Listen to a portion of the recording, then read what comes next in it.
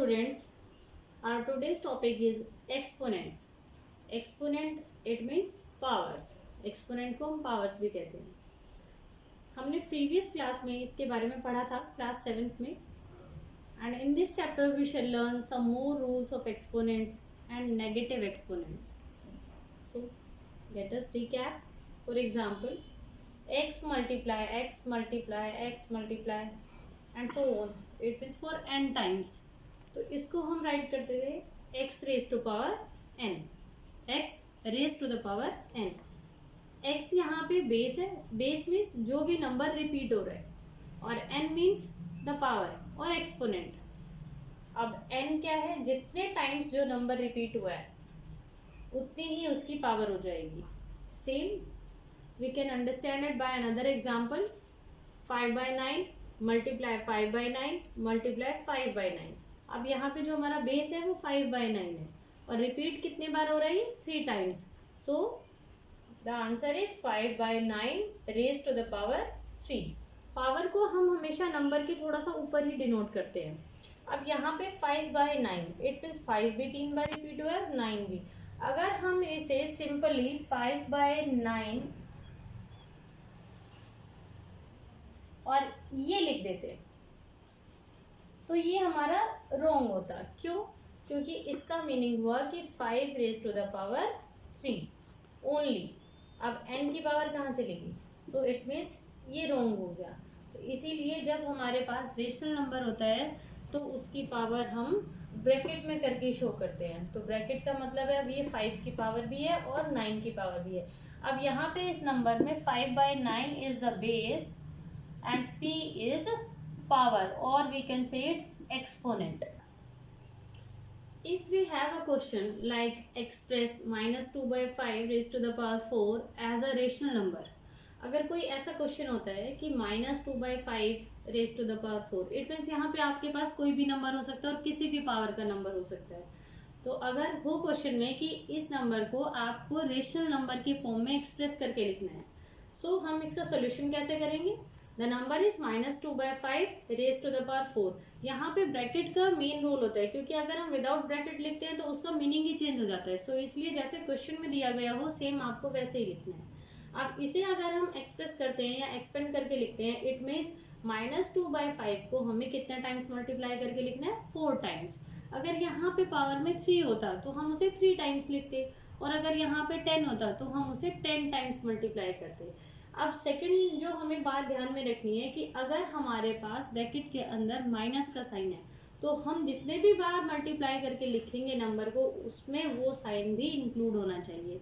तो यहाँ पे -2/5 raise to the power 4 is equal to -2/5 multiply -2/5 multiply -2/5 and again multiply -2/5. That means 4 times क्योंकि इसकी पावर 4 थी. नेक्स्ट स्टेप जो हमारा होगा, क्योंकि हमें इसे रेशनल नंबर में एक्सप्लेन करके लिखना है. अभी ये हमारा रेशनल नंबर में नहीं हुआ, अभी पूरा प्रॉपर सॉल्व नहीं हुआ. सो अब जो हमारा नेक्स्ट स्टेप होगा वो क्या होगा कि इन नंबर्स को मल्टीप्लाई करके लिखना. सो जो न्यूमरेटर्स हैं उनको न्यूमरेटर से मल्टीप्लाई करते हुए जाएं और जो डिनोमिनेटर्स हैं उनको सेम डिनोमिनेटर से. सो लेट अस सी 2 2 ज़ा 4, 4 2 ज़ा 8, 8 2 ज़ा 16 एंड सो ऑन. इसी तरीके से 5 5 ज़ा 25, 25 5 ज़ा 125, 125 ज़ा 625. अब यहाँ पे हमने माइनस के साइन को भी देखना है. जब हमारे पास 2 बार नेगेटिव साइन आते हैं it means minus minus plus हो जाएगी. दोनों कट सकते हैं या तो आप इसे कट कर सकते हो क्योंकि 2 साइन ही आपस में कट सकते हैं. माइनस माइनस प्लस हो जाएंगे. सो यहाँ पे हमारा आंसर +16/625. अगर यहाँ पे पावर -5 होती, एक और पावर हो जाती, इट मीन्स एक पावर इसमें हम 5 मान लेते या 7 मान लेते, इट मीन्स कोई भी ओड नंबर की पावर होती तो हमारे पास एक माइनस का साइन बच जाता और हमारा साइन माइनस में ही हमारा आंसर आता. सो एक बात हमें ध्यान रखने की है कि when the power of the number is even natural number, जब कभी भी हमारे पास किसी भी नंबर की पावर, ये पावर इवन नंबर में होती है तो हमारा जो आंसर आता है वो पॉजिटिव फॉर्म में आएगा. और सेम अगर हमारे पास when the power of any number is odd natural number, अगर किसी नंबर की पावर नेचुरल नंबर है बट वो ऑड है तो ओड नंबर दैट मीन्स 1 3 5 7 9 इस तरीके से, तो वहाँ पे हमारा आंसर नेगेटिव फॉर्म में आएगा क्योंकि हमारे पास माइनस का एक साइन बच जाता है. So I hope it is clear now. यहाँ पे हमारे पास एक और एग्जांपल है कि अगर हमसे पूछा जाए कि express the given number in power notation. अभी लास्ट क्वेश्चन में हमने किया था कि जो भी हमें नंबर दिया हुआ था उसको हमने रेशनल नंबर में लिखना था, बट अगर यहाँ पे उसका वापस से अपोजिट दे दिया गया है कि हमारे पास एक रेशनल नंबर गिवन है और उसे हमें पावर नोटेशन में लिखना है, तो उसको हम कैसे लिखेंगे. अब यहाँ पे number is 125 upon 1331. So the solution is 125 upon 1331. सबसे पहले रफ वर्क में हमें इन दोनों के फैक्टर्स निकालने पड़ेंगे जो हमारे प्राइम फैक्टर्स होते हैं, सेम उसी मेथड से. तो रफ वर्क में हम क्वेश्चन के साइड में करेंगे. तो रफ वर्क में हम लिखेंगे 125 और यहाँ पे इसके हम प्राइम फैक्टर्स अगर निकालते हैं तो ये हमारा 5 से जाएगा. तो 5 2 ज़ा 10 एंड 5 5 ज़ा 25. सेम 5 5 ज़ा 25 एंड 5 1 ज़ा 5. यहाँ पे हमारा कंप्लीट हो जाता है. इसी तरीके से हम 1331 के भी हम प्राइम फैक्टर्स निकालते हैं. ये हमारा 11 से जाएगा. अब यहाँ पे हमने जो भी नंबर्स आए हैं उसको हम लिख लेते हैं. 125 को हम लिख सकते हैं 5 × 5 × 5. सेम डिनोमिनेटर का हमारा नंबर है 1331. तो इसके जो फैक्टर्स आए हैं 11 × 11 × 11. अब यहाँ पे हम देख रहे हैं कि 3 टाइम्स ही तो 5 रिपीट हुआ है और 3 टाइम्स ही 11. सो हम इसको अगर पावर नोटेशन में हमने लिखना है तो हम इसे लिख सकते हैं कि 5/11 उसको एक बार लिखा और 3 उसकी पावर दी हमने. तो 3 जो पावर है ये हम दोनों की ही लिखेंगे क्योंकि ये भी 5 भी हमारा 3 टाइम्स रिपीट हो रहा है और 11 भी 3 टाइम्स रिपीट हो रहा है. सो इसीलिए हम इन दोनों को ब्रैकेट में रखेंगे. अगर हम इन्हें यहाँ पे ब्रैकेट में नहीं रखते हैं और ओनली यहाँ पे ऐसे लिख देते हैं, इट मीन्स ये 5 की पावर 3 और 11 की कोई पावर ही नहीं है. सो ये ज़रूर ध्यान रखना है कि अगर इस तरीके से है तो उसे हमें ब्रैकेट में ही रखना पड़ेगा. सेम पावर नोटेशन के क्वेश्चन में हम एक और एग्जांपल लेते हैं. यहाँ पे क्वेश्चन हमारा एक्सप्रेस 512 अपॉन 1331 इन पावर नोटेशन. मेथड हमारा सेम ही रहेगा. सबसे पहले हमें सॉल्यूशन में नंबर लिखना है और रफ वर्क में उन दोनों के न्यूमरेटर और डिनोमिनेटर दोनों के ही हमने प्राइम फैक्टर्स फाइंड आउट करने हैं. सो 512 के हमने प्राइम फैक्टर्स फाइंड आउट किए. सेम ऐसे ही 1331 के हमने प्राइम फैक्टर्स यहाँ पे फाइंड आउट किए. बट यहाँ पे थोड़ा सा चेंज है क्वेश्चन में जो हमने लास्ट में किया था उसमें और इस क्वेश्चन में. जो लास्ट क्वेश्चन किया था उसमें दोनों में ही सेम पावर आ रही थी, बट यहाँ पे हम अगर देखें कि 512 के पास कितने फैक्टर्स आ रहे हैं, 2 के 8 टाइम्स आ रहे हैं, सॉरी 9 टाइम्स है. 1 2 3 4 5 6 7 8 9 टाइम्स है.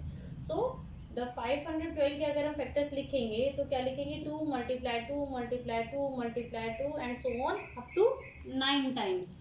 और अगर हम डिनोमिनेटर के देखते हैं that is the number is 1331. तो यहाँ पे इसके फैक्टर्स आते हैं 11 × 11 × 11. तो थोड़ी सी कंफ्यूजन ये हो जाएगी कि नीचे वाला नंबर तो 3 टाइम्स रिपीट हो रहा है और ऊपर वाला नंबर हमारे पास 9 टाइम्स रिपीट हो रहा है. तो दोनों की पावर सेम तो नहीं होगी. तो क्या हम इसे ऐसे लिखें 2⁻⁹ एंड 11⁻3. ये तो दोनों की ही पावर अगर डिफरेंट हो जाएगी तो हमारा क्वेश्चन रॉन्ग हो जाएगा क्योंकि हम उसे पावर नोटेशन में नहीं कह सकते. तो यहाँ पे अगर हम डिनोमिनेटर को देखें तो इसे तो हम चेंज कर नहीं सकते. यहाँ पे डिनोमिनेटर में 3 टाइम्स रिपीट हो रहा है तो कोशिश करते हैं कि अपने न्यूमरेटर वाले नंबर को भी हम 3 टाइम्स रिपीटेशन में करके देखते हैं. अगर हम देखें कि इन तीनों नंबर्स को एक साथ लें तो हमारे 3 के अगर पेयर बनाए तो हमारे पास 3 के पेयर कंप्लीट हो रहे हैं. 2 2 ज़ा 4 4 2 ज़ा 8. तो ये एक 8 बन गया. सेम ऐसे ही इनको अगर देखते हैं 2 2 ज़ा 4 4 2 ज़ा 8. यहाँ पे भी 8 बन गया. यहाँ अगर देखते हैं 2 2 ज़ा 4 4 2 ज़ा 8. तो यहाँ पे भी हमारे पास 8 बन गया. सो अब हम इसे लिख सकते हैं कि 8 × 8 × 8. अब नीचे वाला नंबर 11 × 11 × 11. तो सेम अब तीनों की ही दोनों ऊपर न्यूमरेटर और डिनोमिनेटर की पावर सेम हो रही है दैट मीन्स 3. सो हम अब लिख सकते हैं इजीली 8/11⁻3. अगर इन्हीं टाइप के क्वेश्चंस में हमारे पास कोई माइनस में साइन आ जाए मान लिया हमारे पास यहाँ नेगेटिव साइन होता, तब हम क्या करते, मेथड हमारा सेम ही रहता, बट हमें तब यहाँ पे माइनस इंक्लूड करना पड़ता। इट मीन्स यहाँ से हमें नंबर लिखना, अगर हमारे पास ये आ जाता तो अब हम क्या करते हैं, हमें जो प्राइम फैक्टर्स फाइंड आउट कर रहे हैं वो विदाउट नेगेटिव साइन कर रहे हैं, जिस तरीके से हमने की है सेम ऐसे। बट हमारा थोड़ा सा चेंजिंग क्या आ जाएगा कि हमने जहाँ पे हम फैक्टर्स लिखेंगे उसके साथ हमारा माइनस का साइन लग जाएगा। It means -11 -11 -11 and so on, यहाँ पे -11। बस सिंपल इतना ही होता है नेगेटिव साइन में, बट हमेशा याद रखना कि मेथड्स सेम ही होगा।